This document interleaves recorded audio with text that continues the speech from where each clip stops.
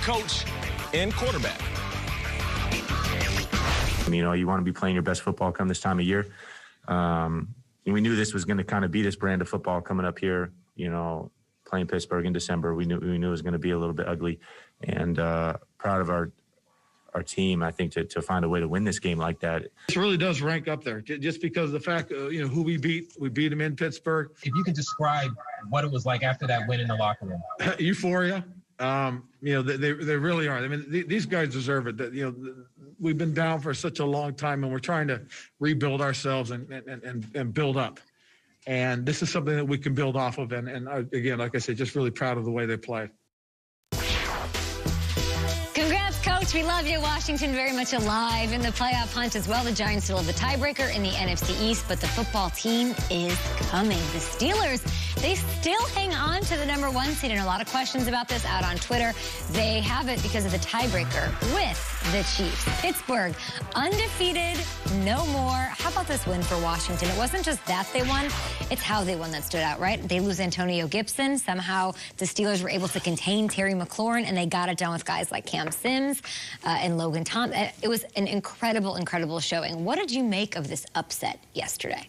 Yeah, you know, it's 3rd and 4, and it's like the season is on the line, and Alex Smith needs to make a play. And part of me is thinking, Alex Smith's been in the league a long time. I don't have this great reservoir outside of that Saints playoff win of him making the big play and getting it done. And he goes to Cam Sims, and Nate, you mentioned this kid is making a statement. Look at the catch one more time. This is for the season on the line. A one-handed grab with a defender draped all over him. And I'm like, Cam Sims, all right, I'm sure he must be an unknown player from a small school. Cam Sims played 4 years at Alabama.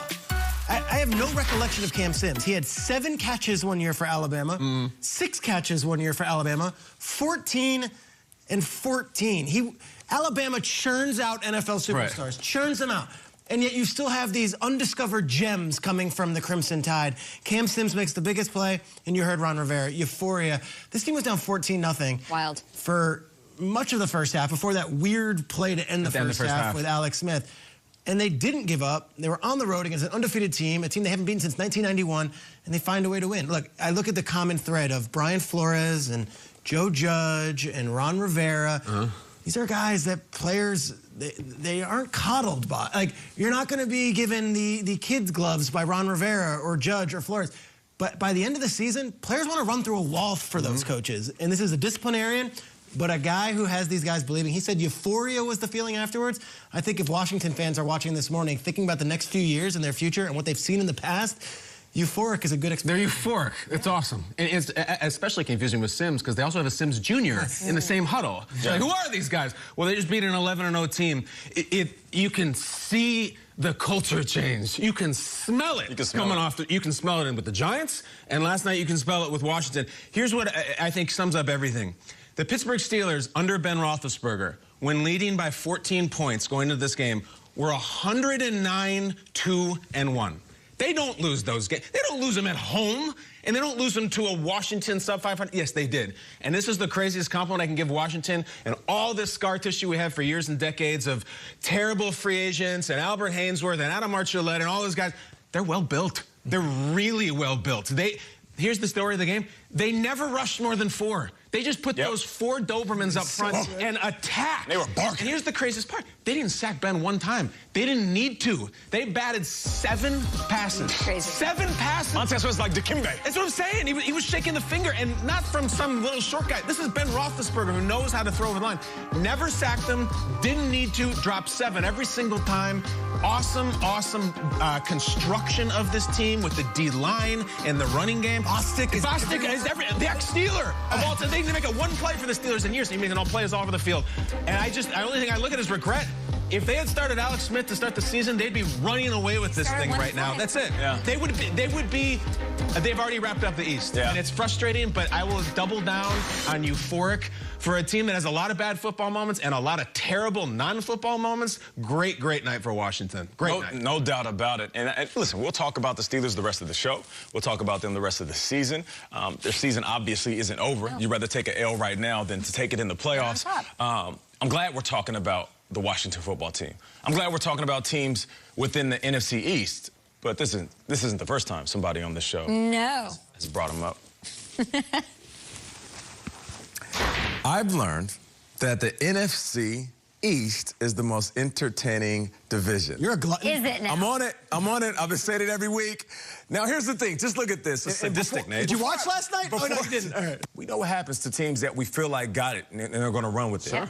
There's going to be teams that have nothing to lose. The scariest team to face in the playoffs, one of these teams. Nate just said the scariest thing in the entire league is facing one of these teams. Yeah. In the playoffs. Yeah. Oh, yeah, no. The team facing the Chiefs is definitely... Strakes.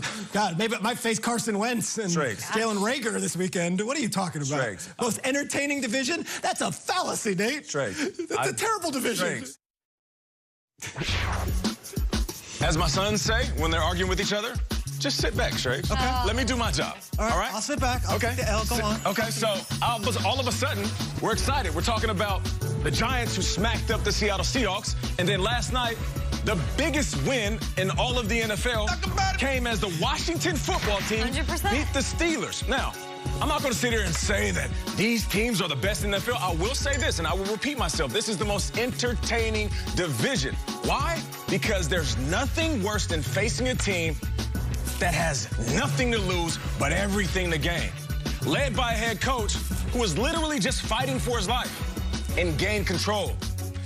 A quarterback who is literally fighting to walk again and is back on the field. For his life, too, yeah. Who cares if one of these teams get into the playoffs? Who cares if they win in the playoffs? You know who cares? One of these squads who makes it in. I've been there before. The reason I brought that up is because I understand. I haven't always played for the winning team. I never played for the Patriots or the Steelers. We always scraped and fought to get to the playoffs. And you remember when and this is what I realized about the playoffs. The moment we got in and I realized everybody wrote us off, that's when we were the most dangerous. So that's why I brought that up. Schrager. You called it, man. Nice. You were awesome, dude. Thank you, bro. It's cool. Let's respect the NFC East. Well, he also said the Browns were going to win the Super Bowl 2 years ago. They went 0-17. Browns are pretty good this year, huh? You didn't make that call this year, but listen, that's for you guys. You two, you guys tweet about it. What is you that? Three, whatever you gotta do. What do you mean tweet about it? Entertain. I did tweet you last night. Did you get my tweet? I saw the tweet. Most entertaining division. You're doubling down. I am doubling down, yeah. Because my whole point then was you didn't believe what you were saying. That at that time, when we were coming off an Eagles loss, off that Cowboys disaster, entertaining to me. And you both host entertainment shows. You're purveyors of entertainment. I'm not going to question you on entertainment. Wait, why are you lumping me into it? Okay. 100%. I hear you. Strakes. I get it. You guys love entertainment. You guys love entertainment. What? You know what entertaining means? Entertainment to me is Chiefs offense, Saints offense. Like, that last night was a great win, and I love the NFC East. Trust me, I love the NFC. That wasn't one of the most entertaining games of the year? That was a very sloppy, ugly, grinded out. That's not entertaining. I was not with you that they're the most entertaining. As a